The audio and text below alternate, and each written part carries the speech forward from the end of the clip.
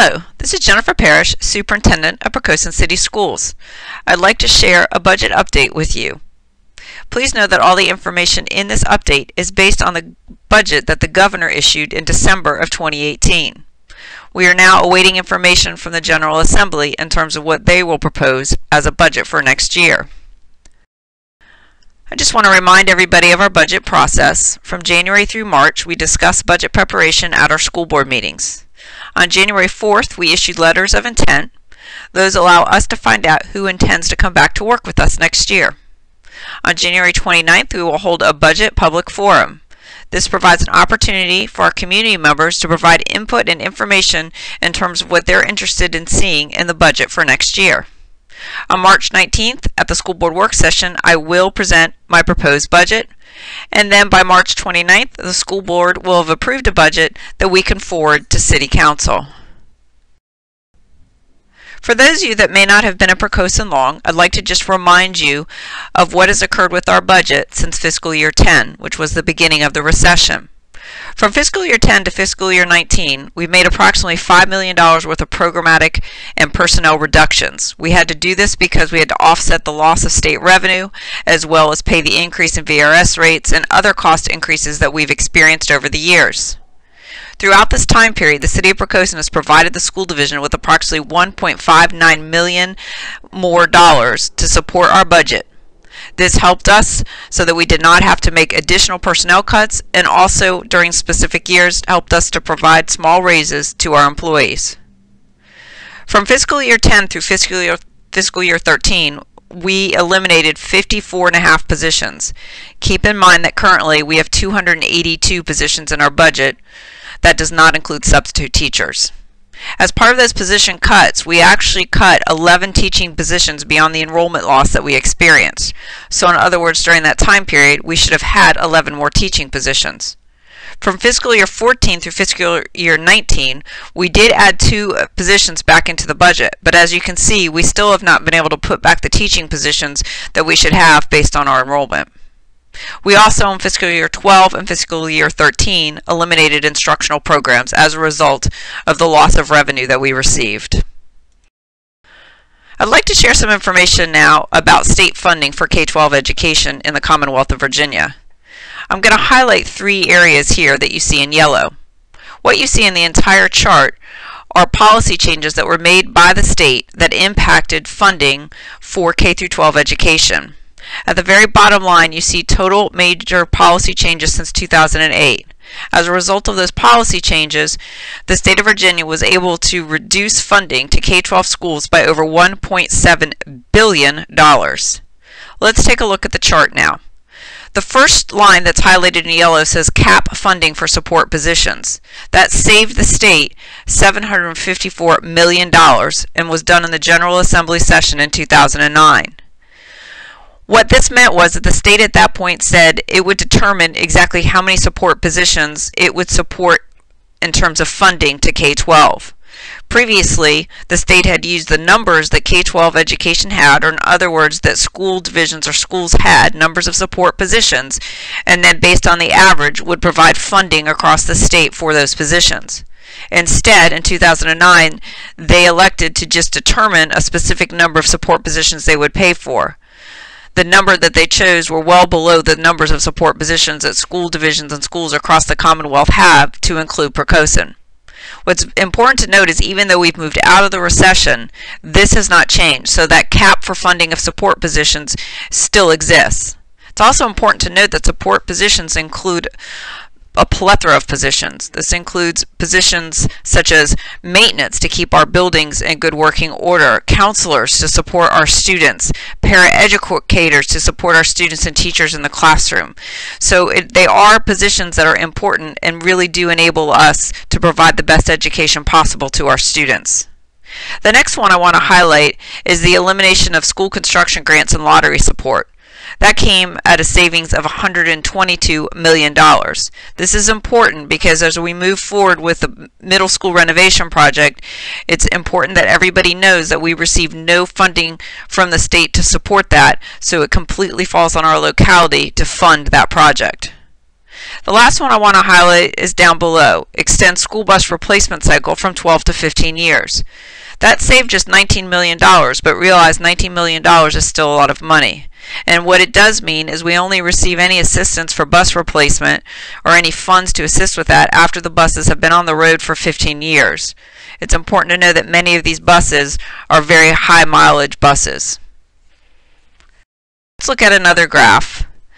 What this graph shows you is what we have been receiving in terms of per pupil funding out of direct aid. So direct aid is a very large percentage of the funding that we receive for our students.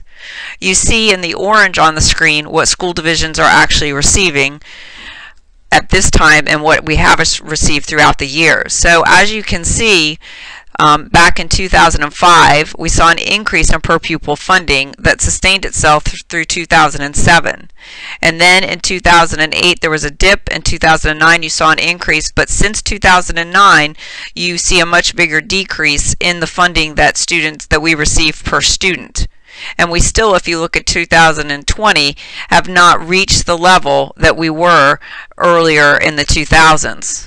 But what's most important to note is the blue line, and this represents that if inflation were included for the budget from the state, that we actually should be receiving a much higher amount. So in 2020, we should be receiving per student on average across the state $5,922.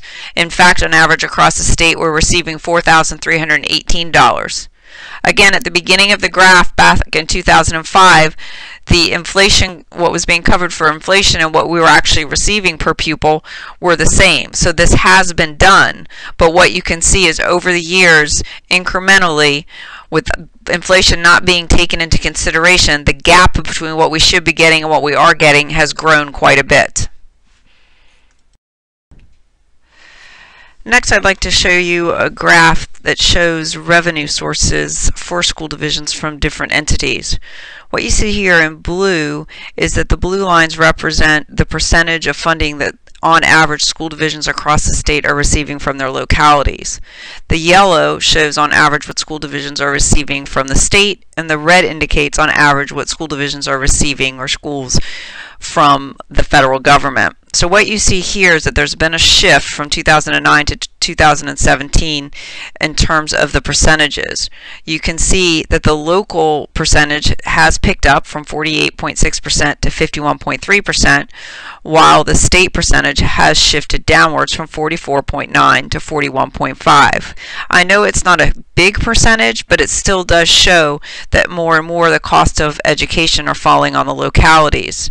You see a difference across the top in terms of federal funding, but it's important to note for our school division we receive less federal funding than a number of other school divisions. In fact, it's only 4.8% of our budget.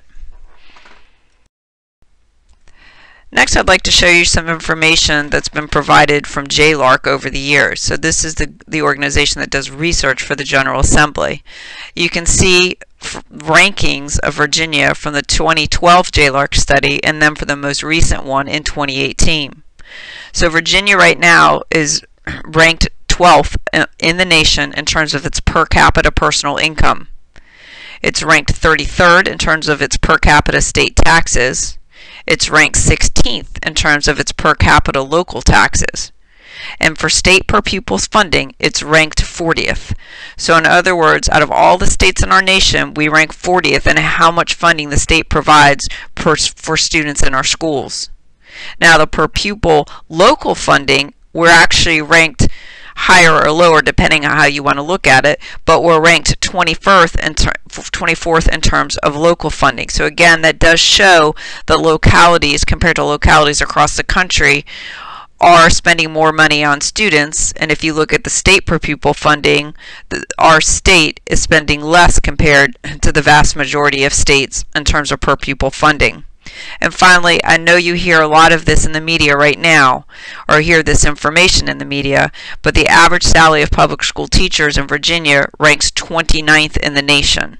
So you can see that we've got some discrepancies between the wealth of the state of Virginia and then what we're paying our teachers on average in terms of their salary. I'd like to just briefly talk about enrollment because, as you know, enrollment does drive our budget.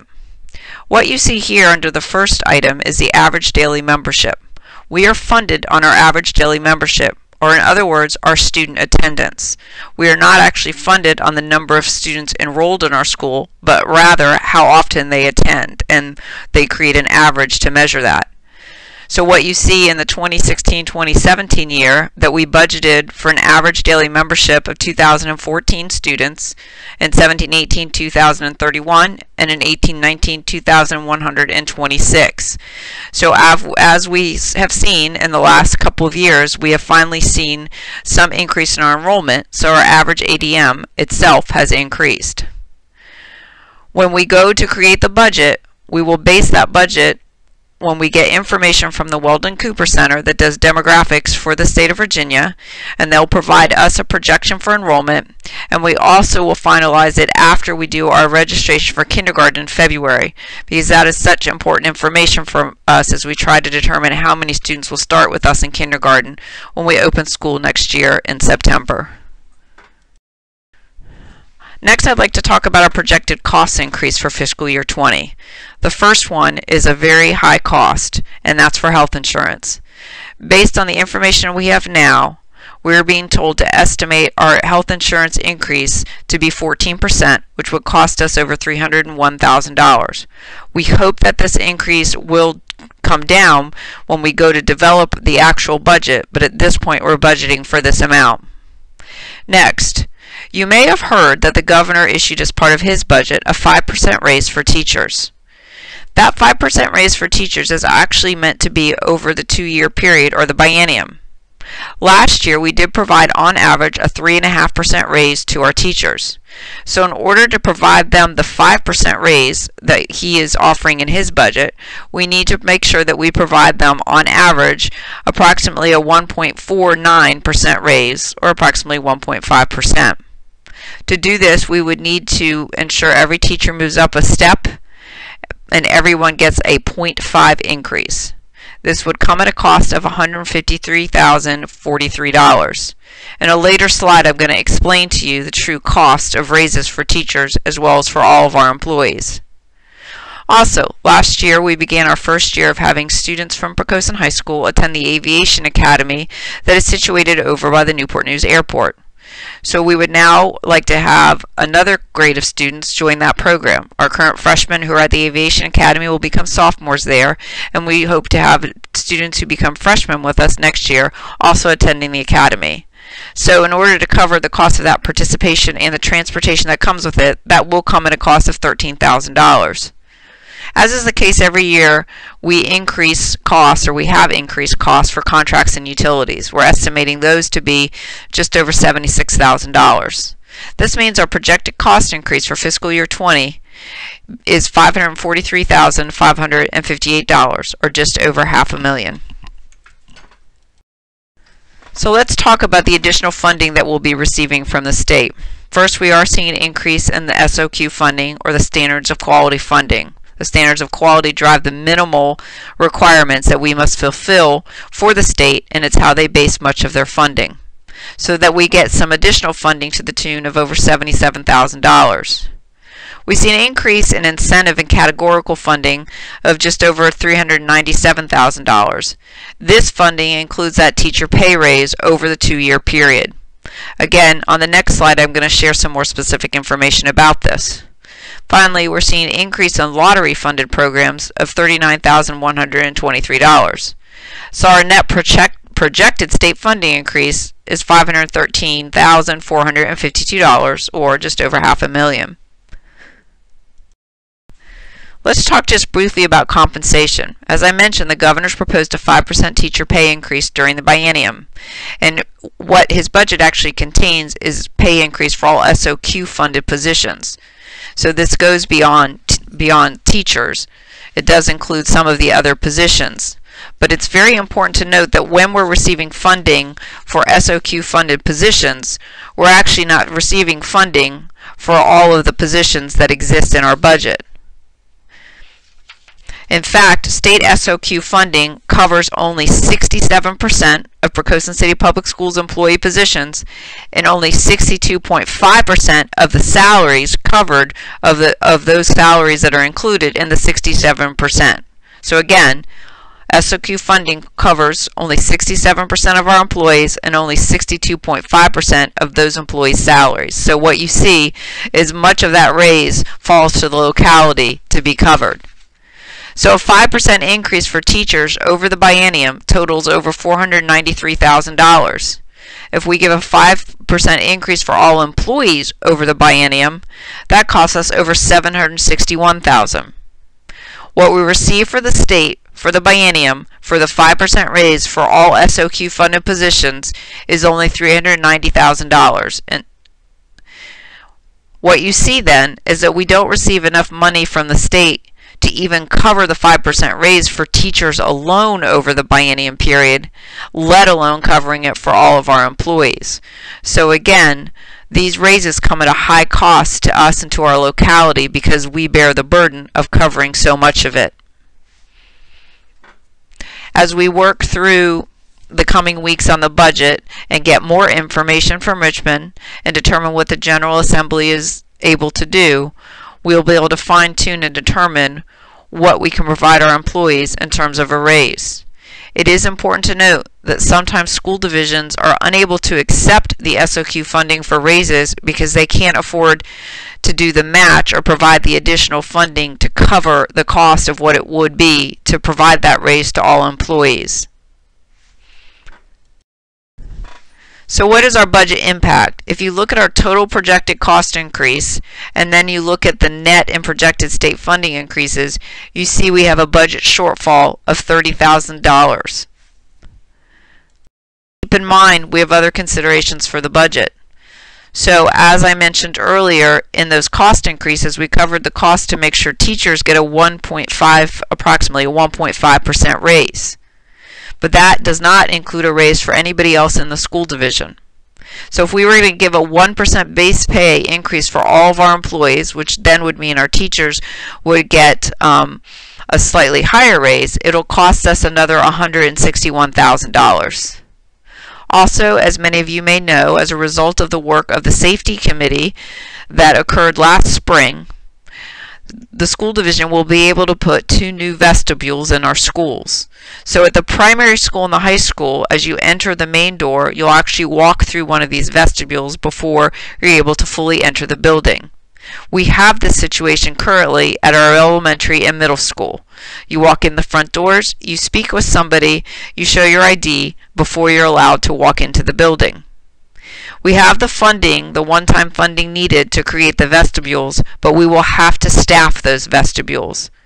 So at this point, we'd be looking at providing one position at the primary school and 1 position at the high school. We're putting them in here as clerk positions, so that will come at a cost of $80,000. Please know that we are spending the next few weeks looking to see if there's another way to staff these to save us some funding in the end, but we will have to have employees at those vestibules. Also, we had last year the supplemental pay increase as a possible consideration, but we were unable to take care of it in the budget. It has been many, many years since we've actually looked and redone our stipends or supplemental pay for teachers. This includes those stipends that teachers get or coaches get for athletics as well as other student activities. If we are to readjust those stipends, it'll come at a cost of approximately $25,000. We do know that other local school divisions have already done this, so at some point we need to do the same so we can be competitive to get coaches and other activity sponsors. Those of you at the high school may have realized that we've got an increase in cost for athletic transportation. This is because we have moved into a different classification and now have to play schools that are further away, which raises the cost for us when we have to transport our students to games or other competitions. So if we were to include all of these considerations in our budget, that would come at a cost of another $270,000, on top of the fact that we'd already be under budgeted at $30,000. Again, we know we have much work to do in the coming weeks, and we are waiting for additional information, but this does provide you with a sense of where we are in terms of budget for next year. We will continue to gather input from faculty, staff, parents, and community members in a variety of ways. Please know that you can communicate your questions, concerns, or ideas through our Let's Talk page, which you can access through the front page of our web page. There is a budget area of interest, so if you just click in there, you'll see where you'll be able to send an email to us about budget, and you can do so anonymously if you so choose. The budget that I put out in March will be based on the information that we have at the time. I am confident that we will have a budget at the end of the General Assembly session, which does end in February because it's the short session. So I do believe the budget that we put out will be accurate at the time. It is important to know that the budget situation is very fluid right now as the General Assembly is in session, and we continue to work through many issues related to the budget. As I mentioned earlier, that session does end in February, in fact on February 23rd. So once the session is over, we'll have concrete information of which to work with as we finalize our budget plans. I thank you for taking the time to listen to this presentation, and as always, please do not hesitate to contact me by email, phone, or in person if you've got any questions about the budget or any thoughts on budget development.